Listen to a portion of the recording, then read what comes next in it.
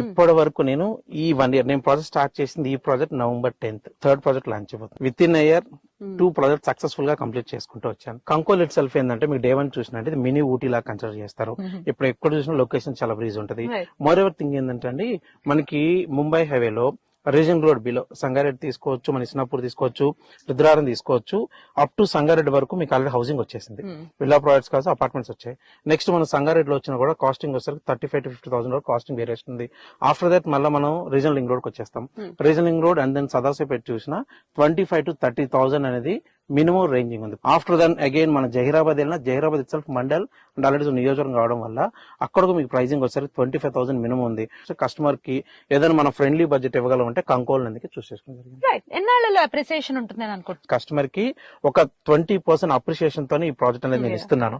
వాళ్ళు స్ట్రైట్ ఇప్పుడు 20% already appreciation ఉన్నారు customer. With in short period of మనకి నిమ్స్ అనేది స్టార్ట్ ఒక 5 years వచ్చింది అనుకుందాం.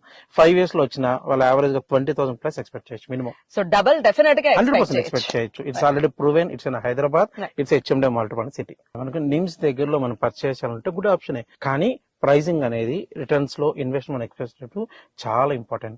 ఇప్పుడు మనం వెళ్ళిపోయి నిమ్స్ దగ్గరలో పర్చేస్ చేయాలంటే 16,000 to 20,000 వేరియేషన్ ఉంది ప్రైస్ రేంజ్. 16,000 to 20,000 బడ్జెట్ లో ఇన్వెస్ట్ చేయడం మంచిదా, 10,000 వేరియేషన్ ఇన్వెస్ట్ చేయడం మంచిదా అంటే నేను రికమెండ్ చేస్తాను 10,000 రికమెండ్ చేయడం బెటర్ అంటాను.